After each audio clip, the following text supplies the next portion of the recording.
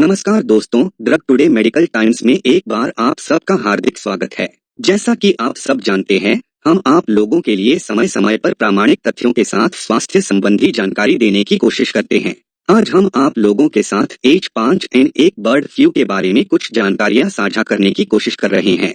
बीते दिनों खबरें आ रही है कि दुनिया भर में कई देशों में यह बीमारी दस्तक दे रही है।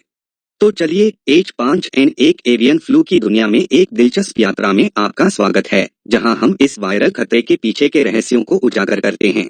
एक खबर के अनुसार यह वायरस अमेरिका में तेजी से मवेशियों और पोल्ट्री में फैल रहा है और यह वायरस जानवरों से इंसानों में फैल सकता है। एक्सपर्ट्स की माने तो H5N1 बर्ड फ्लू महामारी के खतरे की इसके फैलने की संभावना तेजी से बनी हुई है। उधर बीते दिनों संवाद संस्थाओं ने विश्व स्वास्थ्य संगठन के हवाला देते हुए बताया कि मेक्सिको में पहली बार एक व्यक्ति की बर्ड फ्लू के एक प्रकार से संक्रमित होने के बाद मृत्यु हो गई, जिसकी पहले मनुष्यों में देखी नहीं गई है।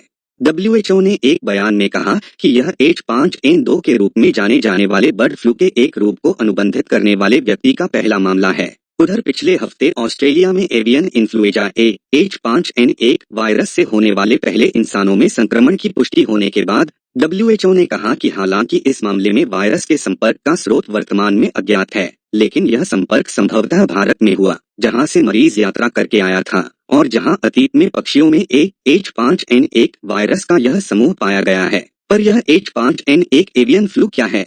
यह एक अत्यधिक संक्रामक प्रकार का इन्फ्लुएंजा वायरस है जो मुख्य रूप से परिंदों को प्रभावित करता है, लेकिन इंसानों के लिए भी खतरा पैदा कर सकता है। कुछ एक्सपर्ट्स का तो यह मानना है कि यह वायरस कोविड से 100 गुना तेज फैलने का क्षमता रखता है, जिसके चलते दुनिया भर के एक्सपर्ट्स चिंतित है। लेकिन यह वायरस परिंदों में कैसे फैलता है? कल्पना कीजिए, परिंदे दुनिया भर में 8 मूल रास्ते से एक जगह से दूसरी जगह माइग्रेट करते हैं।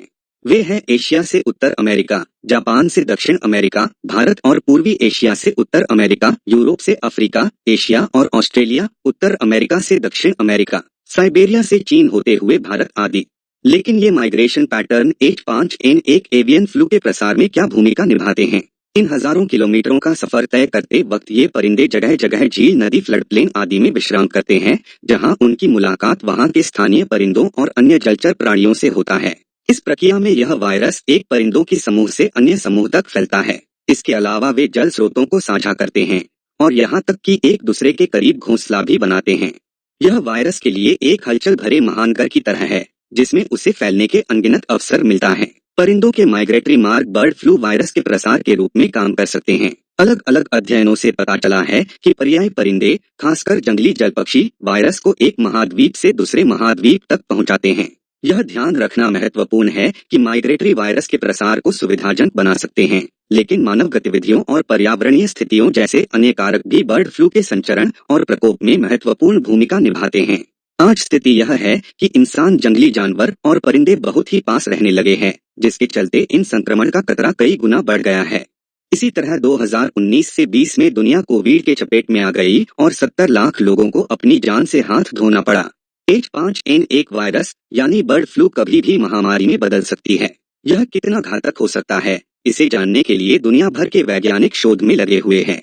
इस वायरस का कई प्रजातियों को संक्रमित करने की क्षमता और इंसानों के बीच इसकी उच्च मृत्यु दर के कारण वायरस की पहचान महामारी की क्षमता के रूप में की गई है। अमेरिका में डेयरी गाय के प्रकोप से जुड़े मानव संक्रमण के छिटपुट मामले सामने आए हैं, लेकिन इन मामलों को संक्रमित जानवरों के सीधे संपर्क से जोड़ा गया है। स्थिति की बारीकी से निगरानी कर रही है और उसके अनुसार इस समय इस वायरस का इंसान में संक्रमण की क्षमता को देखते हुए आम जनता के लिए सार्वजनिक स्वास्थ्य जोखिम कम है। भारत में H5N1 संक्रमण की संभावना कई कारकों पर निर्भर करती है, जिनमें संक्रमण की रोकथाम के उपाय, निगरानी प्रणाली और देश में पक्षी पालन की स्थिति शामिल है। संक्रमण की संभावना आमतौर पर निम्न स्तर पर मानी जाती है, लेकिन यह पूरी तरह समाप्त नहीं हुई है।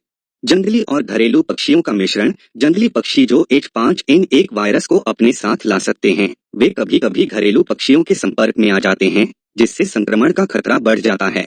2006 महाराष्ट्र और गुजरात में पहली बार H5N1 के मामले सामने आए थे। इस दौरान मुर्गियों में वायरस की पुष्टि की गई और बड़े पैमाने पर मुर्गियों को मारा गया। 2011 ओडिशा और त्रिपुरा में H5N1 संक्रमण की घटनाएं सामने आई थीं, जिसके बाद सरकार ने व्यापक रूप से प्रभावित पक्षियों को मारने का अभियान चलाया।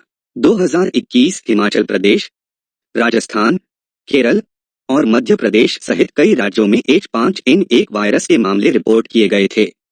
भारत में H5N1 से संक्रमित इंसानों की संख्या बहुत कम रही है और अभी तक सीमित मामलों की पुष्टि हुई है। 2019 भारत ने अपना पहला H5N1 मानव मृत्यु का मामला असम में दर्ज किया था, जहां एक 12 साल के बच्चे की मृत्यु हुई थी। बर्ड फ्लू वायरस के विभिन्न उपभेदों के कारण और इसमें शामिल कास वायरस के आधार पर परिंदों में अलग अलग रूप से दिखता है। बीमार परिंदों में सामान्य कुछ लक्षणों दिखे जा सकते हैं। पहला है अंडा उत्पादन में कमी। यह बर्ड फ्लू से संक्रमित परिंदों के अंडे के उत्पादन में गिरावट आ सकती है। इसके अलावा उत्पादित अंडे में पतले गोले या अनियमित आकार जैसी असामान्यताओं दिख सकते हैं। शारीरिक बदलाव। प्रभावित परिंदों में बीमारी के दिखाई देने वाले संकेत कुछ ऐसे हो सकते हैं, जिसमें सिर, गर्दन, आंखों, पैरों की सूजन या बैंगनी रंग का रंग बदलना शामिल है। तीसरा है व्यवहार में बदलाव। संक्रमित परिंदों के व्यवहार में परिवर्तन दिखाई दे सकते हैं, जैसे कि पानी या भोजन की खपत में कमी, साथ ही ऊर्जा या उड़ने में कुछ कमी आना आदि। व्यवहार में इन परिवर्तनों को बीमारी के शुरुआती संकेतों के रूप में देखा जा सकता है। पेट संबंधी विकार। बर्ड फ्लू से संक्रमित परिंदों में डायरिया एक आम लक्षण है। ये संकेत नर्वस सिस्टम का इन्वॉल्व होने का सुझाव देते हैं और यह बताते हैं कि रोग गंभीर स्तर तक पहुंच चुकी है। बर्ड फ्लू से संक्रमित परिंदों को बिना किसी लक्षणों का न होने के बावजूद अचानक मौत हो सकता है। वायरस के प्रसार को रोकने और मुर्गियों की आबादी पर इसके प्रभाव को कम करने के लिए जल्दी पता लगाने और जल्द हस्तक्षेप के लिए इन लक्षणों को समझना बहुत महत्वपूर्ण है। यदि आप बर्ड फ्लू से संक्रमित हैं, तो आपको बुखार, खांसी, गले में खराश और मांसपेशियों में दर्द हो सकता है। कुछ लोगों को सिरदर्द, सांस की तकलीफ और दस्त भी लग सकते हैं। अगर आप बर्ड फ्लू से बचना चाहते हैं, तो आपको कुछ सुरक्षा उपाय करने चाहिए। सबसे पहले पक्षियों से दूर रहें। जिंदा पक्षियों को न छुएं, खासकर जहां पर वे बेचे जाते हैं।